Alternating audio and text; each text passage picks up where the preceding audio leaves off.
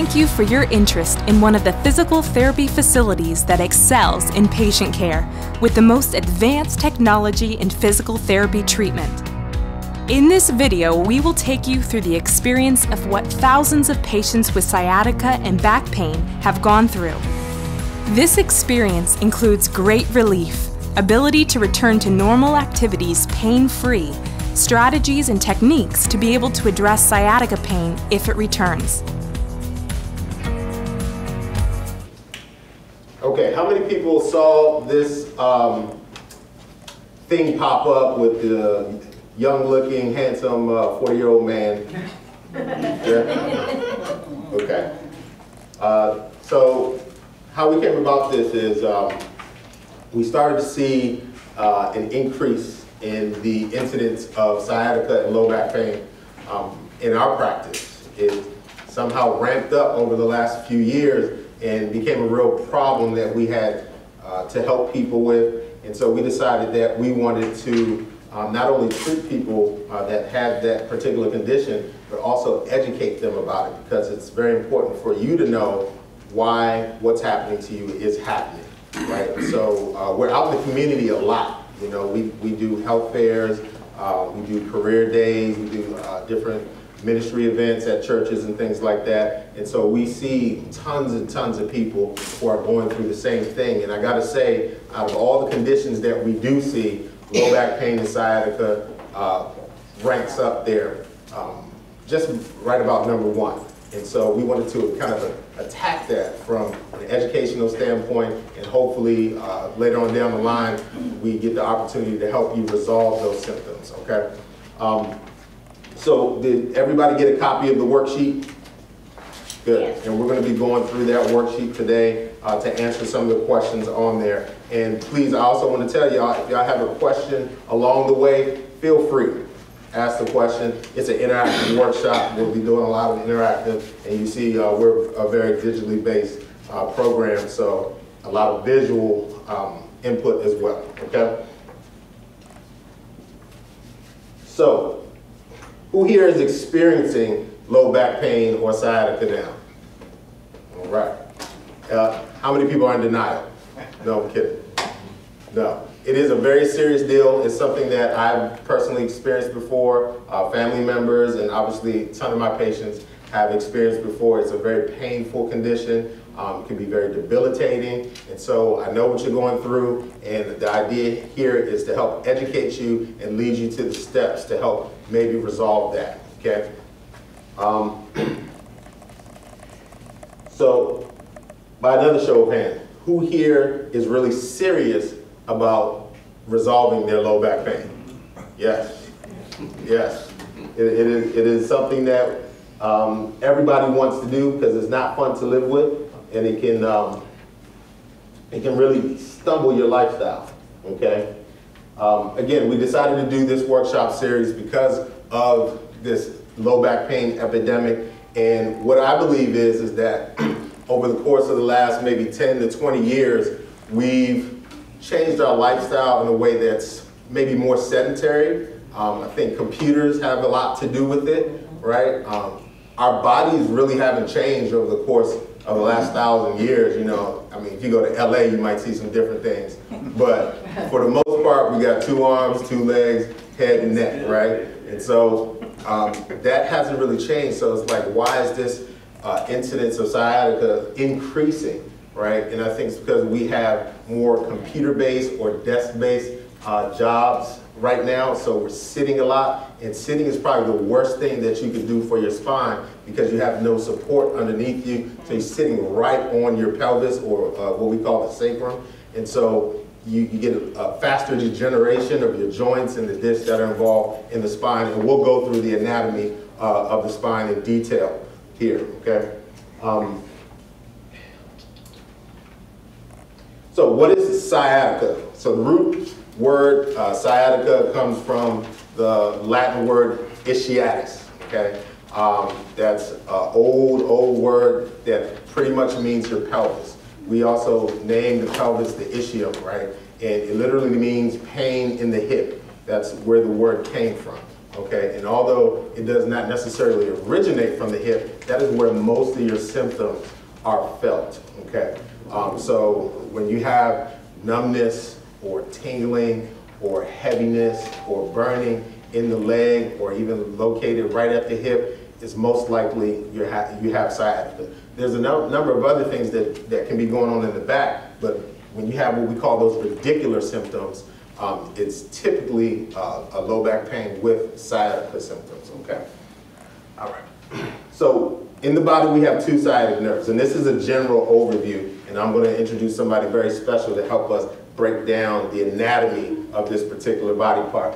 But in general, there's two sciatic nerves, one on either side of the lumbar spine, travels down into the hips, down the back of the legs, and into the foot, which is why sometimes many people can feel those symptoms all the way into the toes, and that's not a good feeling, right?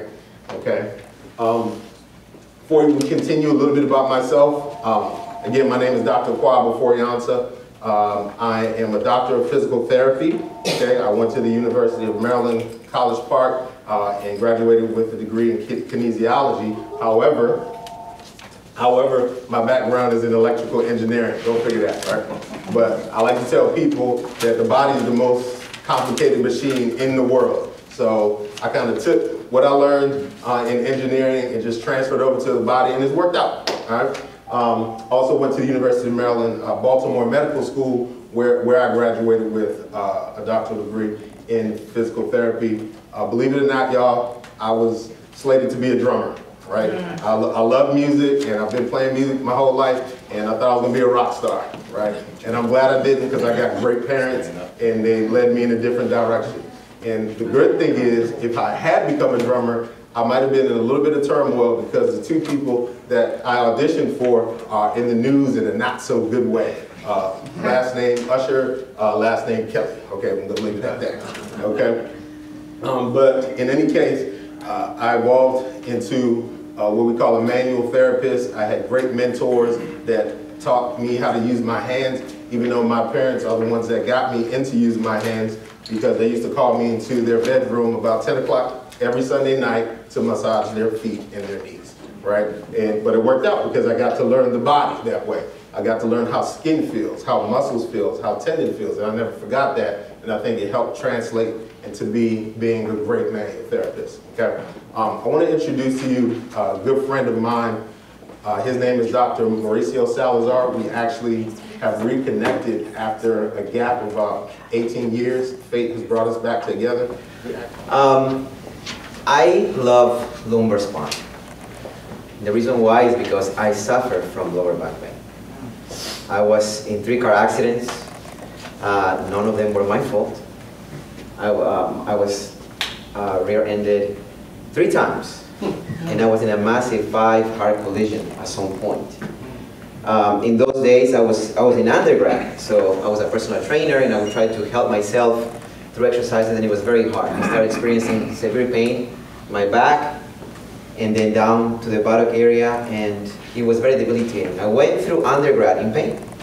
I couldn't sit for long periods of time to study, and bottom line, as a personal trainer, I wanted to know more about how can I help myself. So I decided to go to PT school. My goal was to open a preventive medicine center in those days. And I researched what would be the best 3 letters after my name that I can open a preventive medicine center. And since I was specializing on the elderly population and exercise, I wanted to do something for the elderly all my life, because I had a great relationship with them. I used to teach in merengue classes. Have you guys done merengue before? Yeah. So my classes, I was the first guy actually in this area that taught merengue classes 10 years ago, before even Zumba started. So it was great, and I wanted to provide something for the elderly. So I decided to go to PT school. In PT school, I continued suffering for low back pain. I started taking anti-inflammatories. How many of you guys have taken anti-inflammatories? Right? And I decided to finally see a physical therapist. Unfortunately, I have to say that my experience with a physical therapist in those days were not as pleasant. They barely put their hands on me. They gave me some exercises, but I was already a personal trainer, so I was like, what am I doing here, right? My pain, I would say, it went down maybe a few notches, maybe from a 7 to a 5, but I continue having pain. I went to PT school, and I said, okay, so what is going on with my back? Why do I take anti-inflammatories and I still feel pain? Why I do exercises and I still feel pain? Why I rest, and even resting I feel pain? You guys are related? Oh yeah. So I was like, what can I do to actually help myself? So I dig into the lumbar spine. That was one of my weakest but my favorite subjects, along with shoulder. But I started wanting to learn more. What was happening there? It ended up that I had a herniated disc. How many of you guys here have a herniated disc? So the mechanics of a herniation that we're going to talk about in a little bit is very important because you have a disc, right? The disc is in between our vertebral spine. You can take a look at this. Discs are right here. And it provides cushioning, right, to our system. The problem is that the compression in between these discs, when you sit down, it goes up to 80% more compression. And when you bend over, it goes to 90% more of compression. So a lot of us have got re-injured, picking up some stuff from the floor, or carrying boxes, or moving. So there you go. You have that particular disc that at some point, because of so much compression, the inner part of the disc, that is funny name called nucleus pulposus, don't worry about that.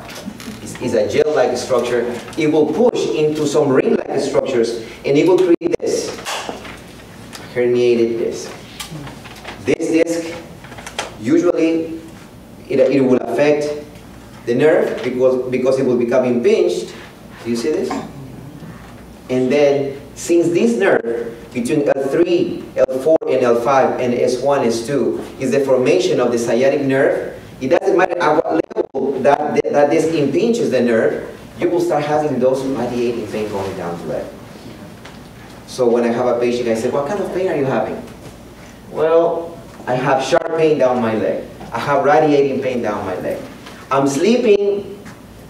After 2 hours, I wake up. But when I wake up to turn around, I get a jolt down my leg.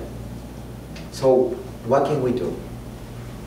I spoke to a few colleagues of mine because I was really frustrated. It's like, well, we need to kind of put an end to this pain. I was too young. I'm still young. I was too young to be able to have these issues. So I started seeing what kind of treatment would be the best for me. And I started doing some journal studying also. It ends up being that manual therapy is one of the leading treatments for back pain, along with exercise.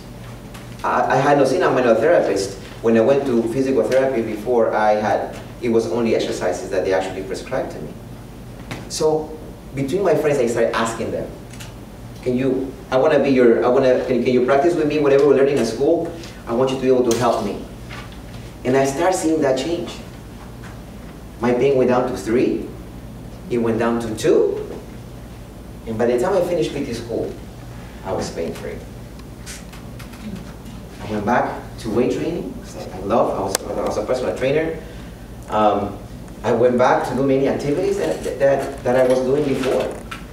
So the mechanics of how our body is composed, or how our vertebral spine is very, very interesting. Now, the sciatic nerve, right, as it comes down through the pelvis area right here, and it is compressed from the superior aspect of the beginning of the ramification of the sciatic nerve, is only one cause of back pain. Only one. We also have another one. Well, my patient said, well, I did an MRI and I don't have a herniation. So why am I having this pain going down here? Where is it coming from? Well, there is other sources, and one of the sources is a muscle that sits right here. It's called piriformis muscle. How many of you guys have heard about the piriformis muscle? You've heard of it? Mm-hmm. Right? And some of that, it turns out to, actually they gave a name to the condition. We're not going to call it sciatica, we're going to call it piriformis syndrome. It's kind of the same kind of thing. Because the symptoms are kind of the same. Debilitating pain, right? How many of you guys get pain, let's say 7 out of 10 pain level daily? Raise your hand. Past that. Past it. So it turns out that, you know, at this point, we need to do something about it. And the way that I started treating myself was, number one, I was helping myself through manual therapy. My friends, I was their dummy. He says, can you treat me? Can you practice on me? And I was getting treated like that. And I started studying a little bit more in depth in regards to what muscles I should be exercising. So this disc is not really affecting my back anymore. And I think I'm gonna leave it at that. Those secret muscles, it will come a little later, right, Dr. Ofori? He'll continue and then we'll come back to tell you which muscles are the ones that you should be exercising to help this disc stay stable. Question. The piriformis muscle, it meets where the back comes down where the glute starts, glute muscle? Exactly. So basically the glute muscle is a big muscle, right? It's right, and it allows us to extend our hips. But then you have a deep muscle, like you said. It allows to abduct our leg and also externally rotate our leg. And that muscle is located right here. It goes from the inside part and it bends out. So basically it comes like this. And as the nerve, and I'm going to show you on my 4D, actually let me show it to you right now. Let me see if we can get that up in the screen here. Okay, so I like to explain my patients what is going on with them because I feel that if they understand their condition, they'll be able to do something about it. If I tell them this muscle is located in this position and that's why you need to exercise it, and this is what you have to do to exercise it, guess what? You'll exercise it. Why? Because it will work. As simple as that, it will work. So we were talking about the piriformis muscle, right, ma'am? So let's look at the piriformis muscle here. And let's see here. Ooh, that's where it is. So you can see where the piriformis muscle is actually located. It starts from the back and it comes right across. You guys seeing that? Yeah. So through manual therapy, we try to go deep. So why is that muscle so important? Let me show you why it's so important. Let's kind of put here sciatic nerve. Ooh, look at that. Look at where the sciatic nerve is located. See? So when somebody's sitting for a long time, or somebody's walking for a long time, people say to me, you know, I walk a block, I'm fine. I walk 2 blocks, I'm fine. But at the 3rd block, it starts going on right now. And I can get rid of that pain. What can I do about it? And I don't have a herniation. So guess what's happening up there? That piriformis muscle is doing something to that particular nerve, the sciatic nerve, that is debilitating the condition of the leg. My teacher used to tell me muscles are dumb. And I said, what do you mean? He'll tell me because without nerves, they cannot function. So you can have a nice glute, a nice quad, but what happens with that connection between the spinal cord and the muscle becomes inhibited. Can they work? No. So if somebody has stroke, unfortunately, they can move their leg. It doesn't matter how much massive their legs were before. So it's the same thing. That nerve gets angry, and it gets all these symptoms down that area. Did I answer your question? Mm-hmm. So basically, that's what it is. Any questions in regards to the anatomy of the lumbar spine or the nerve before we continue on? Any questions? Yep. Okay. Perfect. Let me go back to that. So we're going to take off here, okay? The question we like to ask first is your pain reproducible, right? Meaning that is there an activity that causes or elicits that pain? Is your pain reproducible? Do you notice it at certain times during the day or certain activities, right? Yes. Okay. Do you have pain with standing, walking, right? Sitting for long periods, lifting, right? Laying down, laying on your stomach, laying on your back, getting in and out of the car, right? Okay, getting up from sitting. Those are things that people typically have issue with, right? Basic everyday functions that can cause that severe jolting pain. Here's the single biggest mistake, okay? Sciatica and low back pain sufferers, the #1 mistake they make is they ignore it. And what I mean by that is they go days, weeks, months, and we see in many cases years and years just either hoping the pain would go away or doing other things to kind of help numb or make the pain dormant, but not really getting to the root of the issue. The body's a machine. It's a structural unit.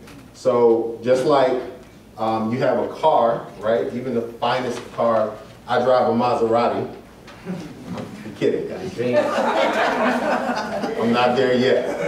Okay, I'm living my best life with my Accord. Okay, but it is a machine that requires fine tuning. It requires great alignment. Right? We're talking about the spine here. And if it is not aligned, if it is not well oiled, if it is not running at its highest efficiency, then it's going to develop problems. I never forget, you know, I had old cars my whole life, and the first thing the mechanic wants to offer me is an alignment. Like, okay, how much is it going to cost? $119. All right, okay, I'm broke. I don't have $119. But all of a sudden, everywhere I go, my car is going like this. It's pulling to the right, or it's pulling to the left. Now, if you imagine that happening in the body over a number of years, that's going to cause some issues, right? You may pull to the left. You may pull to the right, right? And so we want to fix that alignment, right? Okay? So one of the other things we do, we talked about anti-inflammatories and medication earlier, right? We want to numb the pain, or we want to have a temporary relief, but it doesn't solve the problem, right? We want to get it done. We want to come to a place where we can actually resolve these symptoms, right?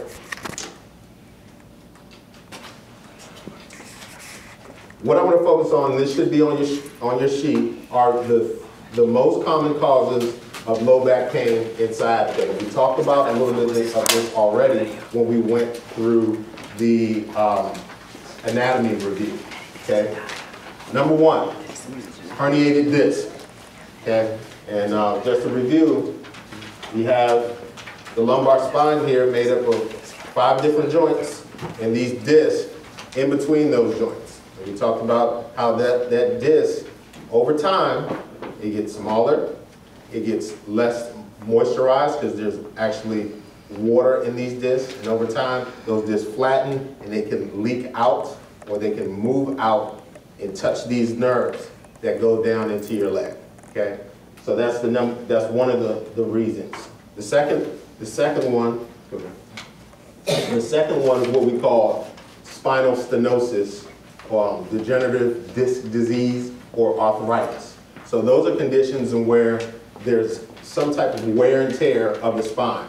The spinal cord sits in a canal, and as we get older, that canal tends to shrink a little bit, okay? And that can cause some impingement to your nerves that run down the legs. Also, between the joints, there's cartilage, right? And the cartilage can wear down. How many people have heard of arthritis, right? Or old Uncle Arthur, right? Okay? All that is the wear and tear that occurs between the joints. You have a fine, smooth cartilage when you're in your 20s and 30s, and I'm sure you guys are just right about there, right? But that wears down, okay, and that can cause some issues in the spine, all right? And then the last thing is when we talked about the pelvis and how that's situated, that pelvis can many times go out of alignment. This is your pelvis. These 2 winged bones here on either side of the spine, right? And in between sits a plate-like bone called the sacrum, right? And these 3 bones need to be in harmony in order for your back to move well and to move in the proper mechanics. But I tell you what, I'd say probably about 9 out of 10 people have that area out of alignment. So what our job is to teach you and to actually use manual therapy to help get that back into alignment. And you'd be surprised. I've had patients who have realigned their pelvis and their sacrum, and their symptoms completely went away instantaneously. Because what happens is, we saw where the piriformis lies. We saw where the sciatic nerve comes down. If that rotates backwards, or if it rotates forward, or if it slips up, immediately what that does is jolt on that muscle, which jolts on that nerve. Okay, super important. There are different treatment programs for lower back pain in the 3 causes of sciatica. Doing the right ones to address the cause of your pain results in permanent relief. Somebody say permanent relief. Permanent. Permanent relief. We want it gone, right? So bend forward, okay? How many people are feeling a little something doing that? I do. Say ah. Oh my gosh, that's just about everybody. This is going to be hard, Dr. Mo. Come on up. Okay? All right. Let's place your hands on your hips and let's extend backwards slowly. How many people are feeling that? Oh my goodness. Okay. All right. Hands to the side. Let's slowly bend to your right. Okay. Any discomfort with that? Yes. Yes. Ooh, yeah, we don't like that. What about going to the opposite side? Yes. Okay, not as bad as the right side. So that would typically happen, you know, when you're experiencing low back pain and sciatica, one side usually hurts more than the other, right? So if you bend to that side, typically you'll feel more pain. If you bend away, you probably feel a little less pain or no pain at all, okay? All right. Please have a seat. When I'm treating a patient for low back pain, really of any kind, but particularly for sciatica, is we want to realign the pelvis and the sacrum, okay? So that's what we're going to do now. And how we do that, it's nothing fancy, it's nothing, there's no magic wand. We're using the muscles of the body to help draw the bones back into the proper alignment, okay? And that in itself can be a little bit of a relief, right? And then after that, what we're going to do, we're going to have Dr. Mo do what we call a muscular release on her of that piriformis muscle we talked about there. Okay, you know, we're not going to go hard on her because we do sometimes have to get to an uncomfortable place to get that deep muscle because we saw how deep it is, right? You have your glutes all around this area here, so we go a little deep, but even a little bit of pressure can bring some relief. Okay. And then lastly, what we'll do is we'll go through the anatomy of the muscles that surround the spine that you need to strengthen in order to stabilize the spine. So when you're moving and even when you're stationary, you have the stability to not have that pain, okay? So what I'm gonna do, I'm gonna check out her alignment first, right? And I can almost guarantee she's out of alignment. And I'll tell you exactly where she's out of alignment. So we all are going through the same path. At some point we're going to get osteoarthritis. At some point our disc will desiccate. At some point something will happen in our lives that actually will cause back pain. It's how we address it. We cannot really stop the osteoarthritis from occurring because we're getting older. But we can stop the process. We can slow down the process in a way and that can allow us to enjoy life. That's what we want, right? We don't want to be sitting there storming and trying to put attention when you have pain, right? Absolutely.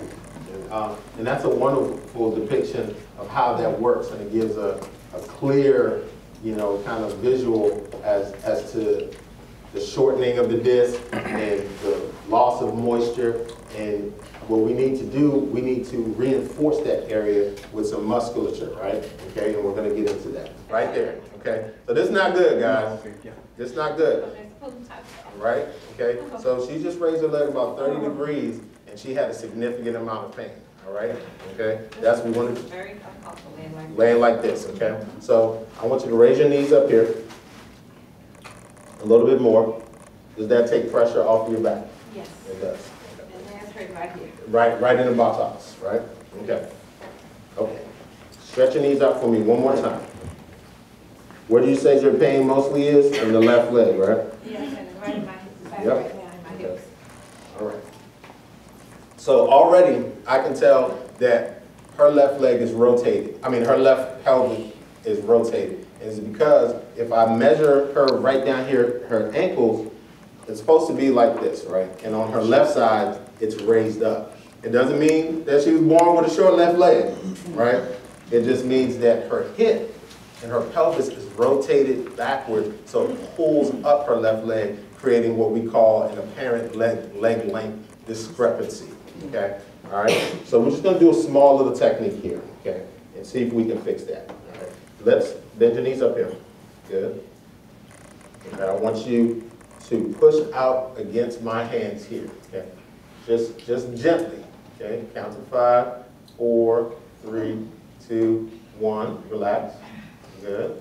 Take your time, again. 4, 3, 2, 1, relax, good. Let's pull up your left leg here, right there. Can you push into my hand right here? That's okay, that's okay. I'm trying. All right. It's not working for me. That's okay. Can you raise your knee up towards your head? Just like that. 1, 2, 3, 4, breathe, 5, and relax. And Oh, again. it's 30. It's okay, take your time. One more time. 1, 2, 3, 4, 5, and relax, okay? Good. So you can see she's in a lot of pain, but just that little bit of motion has evened out her pelvis. So that means she was walking around, and you can come up to me. One thing that I do is maybe spend 10 to 15 minutes with my patients when I do the evaluation is to see what is really affecting their symptoms. And one of the #1 causes is poor postural control when you're in bed. Or what kind of bed you're sleeping on, or what kind of things you're using to sleep, right? So all the commercials that you see on TV, they're true. I know they're trying to sell their product, but all those things that you see on TV, in which they show a vertebral spine, somebody actually laying like this, and how the mattress is going into the system and trying to provide that stability is true. Now I can tell you, usually I have a preferable mattress that I recommend my patients because my mother suffered from hip pain for years. And after we treated her for a long time, she wouldn't get better. So basically what I said to her is, Mom, when are you feeling the worst pain? She said, in the morning. And as the day goes by, it gets better. But in the morning, it's horrible. So I started making a journal for her. I will call her, I will text her and say, do you have pain right now? She says, no, I'm feeling fine. Call her at 7 in the morning. Do you have pain right now? Yes. Did you just wake up? Yes. Did you do your exercises that I sent you to do? Yes. Something was not working. She just had purchased a new mattress from Macy's. A $3,000 one. And I said, Mom, it's a mattress. Because we're doing everything we can here manually with exercises and you're not getting better. And you're telling me that you are, in the morning is the worst pain, with something going on during those 7 hours that you're sleeping. So she said to me, well, I'm doing everything you're telling me. I'm putting a pillow between my knees. I'm trying to make myself align. But I said, that's not enough. You have to change your mattress. Was it a firm, soft, plush? What kind of mattress was it? It was a soft top mattress. You know they have the extra soft layer on top? The foam one. So I said, you know, Mom, I want to see. So I talked to my sister, and I said, well, we're gonna sell it. We sold it to my sister, and my sister used it for their guest room. So I guess it will be good because the guests don't have to stay long. And I did some research. I went crazy trying to find out from my mom what was going to be the best one. And according with many researchers, they see that the number mattress, and they're not paying me to do this, right? The number mattress is one of the best mattresses out there. It's called the number mattress, in which you can pick how much firmness you want here. You can pick how much firmness you want there. If it doesn't work, I have a second option. Second option was the Tempur-Pedic mattress. And the Tempur-Pedic mattress will basically align your spine more comfortable than the number mattress. So we can pick and choose. And sometimes even it's a trial and error, but what the majority feels like. And sometimes it takes time to get used to. People tell me, what is the best pillow to use? I have my preferred pillow, and I usually recommend for cervical patients the Tempur-Pedic pillow. But it's going to take a while for you to get used to. If you used to sleep with a feather pillow or with a sponge pillow, and then you go from that pillow to a Tempur-Pedic pillow, you're not going to have a good night. You need to work yourself to it because it's a hard pillow. But once you go through that trial period, believe me, you go to hotels and you're going to be carrying your pillow because you cannot sleep with their pillow. You will see a difference. But anyway, let's go back to this. So, can I leave this up? Can you loosen your belt just a little bit? When I was in Georgetown for 8 years, and I had the privilege to be able to talk to gurus of back care. There was a lady there that when I graduated and I was doing my internship there, she took me in. She was a back specialist for Georgetown University Hospital. Amazing lady. And she showed me a lot of things that I think it will help my patients. After that, I was able to take a lot of classes, continuing education classes for manual therapy. And I start seeing the difference in my patients as I was actually doing some manual techniques in them. So the first thing I do when somebody comes here with pain, I try to, number one, determine where is the pain. So you mentioned it was right in the center, right? Yes. So I do a palpatory examination first. You tell me if it's tender where I'm touching right now. Not a little bit, but just over to the left, or over to the other way. So we're over to this side. Yes, down and there. That's where it hurts at. When I'm sitting a certain way. And over here is not doing that bad. And right there. And right here. That's where it starts, and it goes from back there all the way down Okay. my left leg. Okay. Guess what muscle that is, guys? You talked about it, right? Yeah. Begins with a P. Piriformis. The first thing I do is I try to determine what area of the piriformis is actually she's having pain. So I'm going to put my hands inside. Is that okay? So I'm going to go in there. I'm going to go in there, and I'm going to see. Can I share with them what I'm feeling here? Yes. Okay.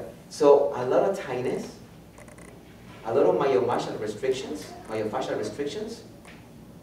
and I even feel some scarring underneath. You see these bumps here? Can you feel this? What I'm feeling right now? Those knots. It's in knots, right? Yeah. Sometimes when it gets to a point that it becomes very, very painful. So when I see a patient for the first time with this type of pain, I try to isolate the area first. And here at PhysioCare we have wonderful techs that we prepare the area prior I get to the patient. So they're going to do some E-stim, what is electrical stimulation, very soft. We're going to do some moist heat. We'll tell you wonderful things. We prepare you emotionally and physically. By the time you get to us, you'll be ready. So right now we're kind of doing a crash kind of treatment here, for you to see. I believe in the power of the manual therapy. I've been a believer because I was one of them that actually got healed by it. So I start feeling around here.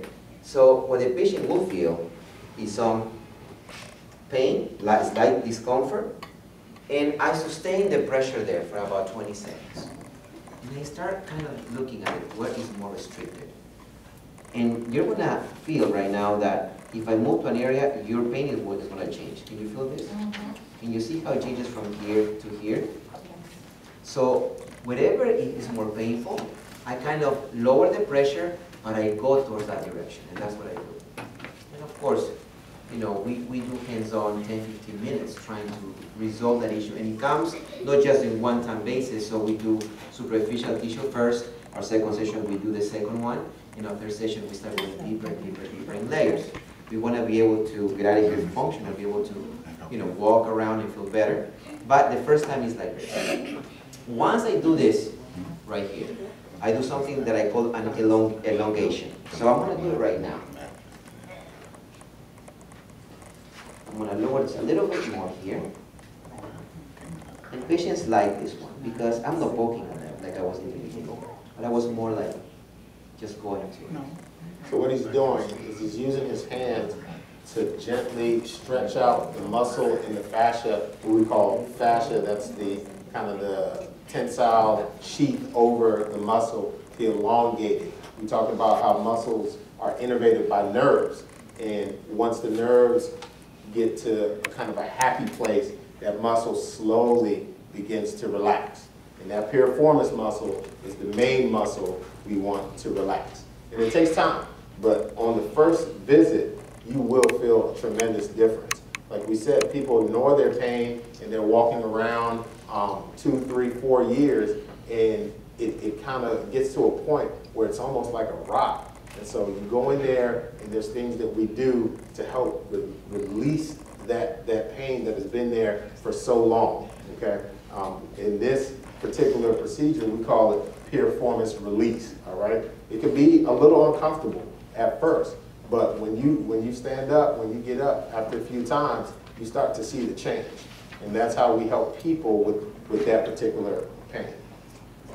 Sure. So when you're going through this therapy and you have a manual process, is there something you can do at work since you're still going through the treatment to help alleviate the pain? That's a great question. So we use a number of different home modalities that you can use at work or at home. First of all, the first thing we do, we give you an exercise program that you can use at home or at work, right? So that there's things that you can do to help stretch out that piriformis muscle while you're at work. Just simple things. Something as simple as getting up frequently can help you alleviate some of the pressure on your spine throughout the day. The joint has tell the brain, stop working on this area because there is pain there. We don't know what that is. We don't know if there is an infection there. So start pulling into this area. So a lot of those muscles become inactive. Here we call it in physical therapy, neural re-education. And we need to re-educate those muscles to start activating again. To at some point, you don't have to do those Kegel exercises anymore. So for the guys, what is a Kegel exercise? Basically, you hold the flow of urine, pretend that you're holding the flow of urine, and you hold it for 10 seconds.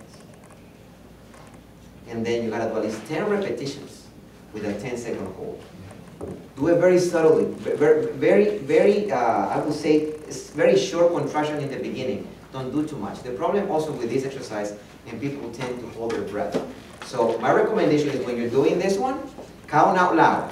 1, 2, 3, 4. Now there is more to it than just doing that. And I will tell you when you come through our evaluation process, and we can kind of discuss. There are many ways to do that TA. That's one way to do it. But there's also, here we have wonderful text that will show you many other ways that you can actually activate that particular tissue. All right? So I guess I'm good. Let's give a round of applause for Dr. Mauricio. An area, you're actually making it looser, right? And we've shown how stabilization is more effective than loosening the joint area. When you go get your car aligned, it doesn't take 5 seconds, does it? No. They put you on a machine, put you on a rack, and they slowly change the parameters for your alignments of your wheel and your axles to get back into the proper position. That's much more like physical therapy, right? It's a more comfortable solution, in our opinion, and it's a more effective solution because we're just not going to change your joints and muscle alignment, but we're also going to give you the strength and the control to help you move better. So, right. So we see chiropractic patients all the time. And know who want chiropractors. They have a place in what they do. And you know, we also do some of the same things, but we don't use them, but because we see that other things are a little bit more effective, particularly for this situation. Okay? Any other questions? Please feel free. Yes? For those who suffer with fibromyalgia, do you find this to be effective? Well, fibromyalgia is more of a global and systemic issue, right? A lot of people carry it in the neck and or in the back, and some people have it all over their body.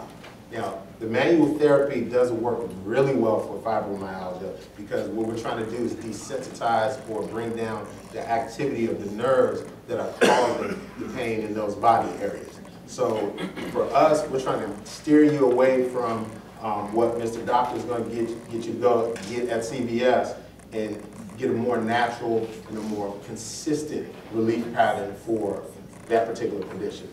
So yes, to answer that question, we see fibromyalgia a lot. What Yes, if you ma'am. have difficulty with your legs? They're weak and you can't walk very far.